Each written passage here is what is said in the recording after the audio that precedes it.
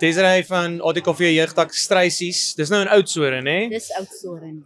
Baie geluk, is dit julle eerste toekenning wat julle gewen het? Baie dankie. Nee, dit is ons tweede ene. Sure. En dit het nou so uitgewerk dat dit dieselfde Okay, die maar tweede keer. dis 'n goeie ding, so dit wys julle bly nog steeds op die regte spoor. Julle is besig om die dinge te laat gebeur daar in Oudtshoorn. Ons doen. Wat is van die projekte en dinge wat julle aanpak daar in Oudtshoorn? Weet, dis soos ek altyd sê, al die lede van die Jeugdag Struisies, dis regtig die kindertjies met die regte hartklop vir dit wat hulle doen.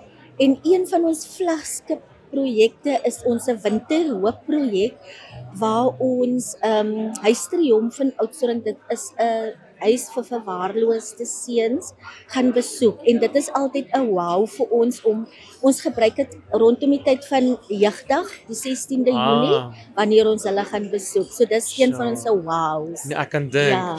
En was jy al voorheen by die kultuurkuier gewees? Ek was al by die kultuurkuier. Dis net so jammer dat die voorsitter of iemand van die Struisie Jeugdag self nie kan kom nie, soos wat ek gesê het. Ja. Ek is mos nou die vooropvoeder, maar dis die tyd wat ons eksamen assessering begin. So ongelukkig kon een van hulle nie kom nie, maar ek staan vir hulle in.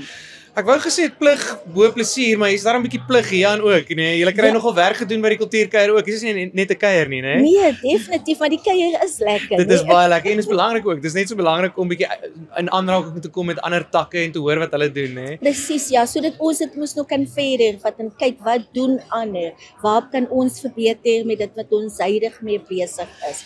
En die inligting wat ek kan terugvat na my kindertjies toe. Dis absoluut wonderlik. Is daar miskien een stukkie inligting wat jy gekry het by 'n sessie of so wat jy dink jy gaan saamvat? Nee, gister se inligtingsessies of se aanbiedings was regtig so inspirerend en ek gaan definitief teruggaan en ons eerste vergadering gaan definitief die notas wat ek gister gemaak het, gaan hulle van hoor, ja. Wonderlik. Maar sterkte vorentoe en weer eens baie geluk met julle toekenning. Baie dankie dat ons kon gesels. Baie dankie. Dankie dat ek hier kon wees. Dankie dat julle my gevra het om dit te wees. Plesier.